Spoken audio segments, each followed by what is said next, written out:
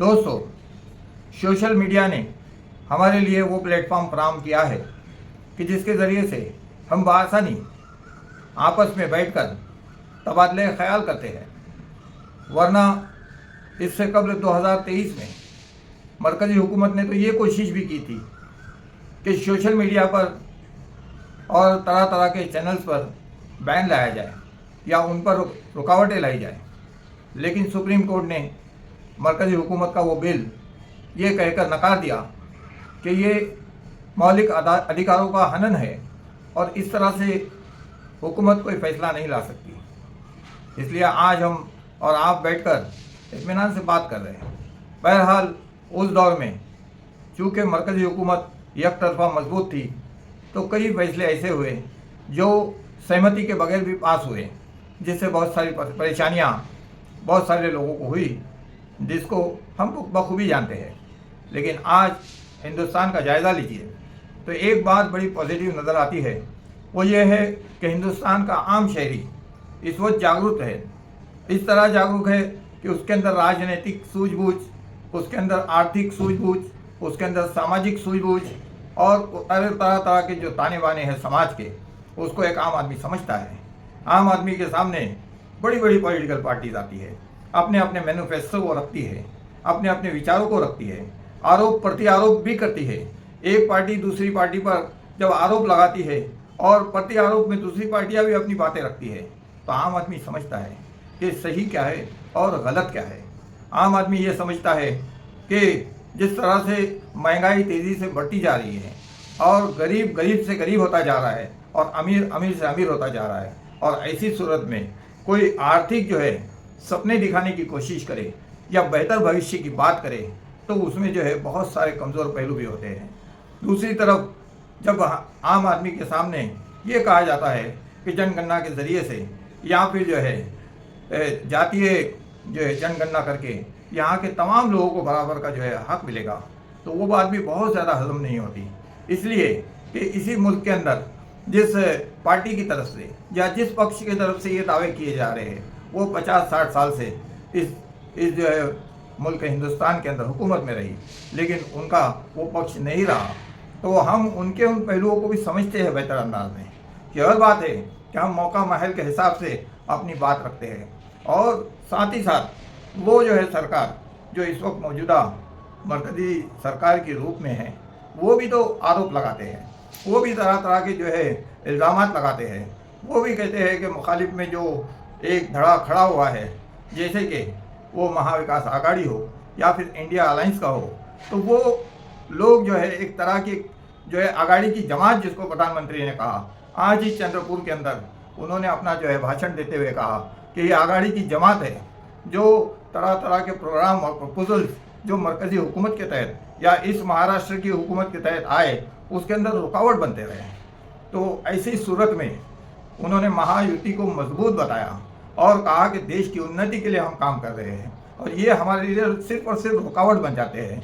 ये विदर्भ के इलाके में ख़ास तौर से चंद्रपुर में चूँकि भाषण दे रहे थे, तो उन्होंने कहा कि चंद्रपुर, गढ़चिरौली और दीगर मकामात पर किस तरह से उन्होंने नक्सलवाद को बढ़ावा दिया और देते आ रहे हैं, ये बात हमारा भूल नहीं सकते हैं। और साथ ही साथ जम्मू कश्मीर का जिक्र उन्होंने किया। उन्होंने कहा कि अनुच्छेद 370 हमने हटाया, हमने भारत के संविधान को सामने रखते हुए अनुच्छेद 370 को हटाकर कश्मीर को जो है वह मर्ज कर दिया बाकी हिंदुस्तान से, लेकिन ये लोग अनुच्छेद 370 को दोबारा लागू करना चाहते हैं। तो क्या ये देश हित के अंदर होगा? बहरहाल हर किसी को अपनी बात के रखने का पूरा पूरा इख्तियार है, लेकिन हम ये कहना चाहते हैं कि आम आदमी को इतना कमती क्यों हाका जा रहा है। ये समझा जा रहा है कि आम आदमी क्या पॉलिटिशियंस को या पॉलिटिशियंस के ज़रिए से की जाने वाली बातें और उन बातों को नहीं समझता। आज तो मेरे जैसा साधारण आदमी भी एक एनालिटिक बन के बैठा हुआ है, एक एनालिसिस कर लेता है। आप और हम सब मिलकर एनालिसिस कर लेते हैं, बेहतर तज्जिया करते हैं हालात का। हमको अपनी राय रखने का पूरा पूरा हक है।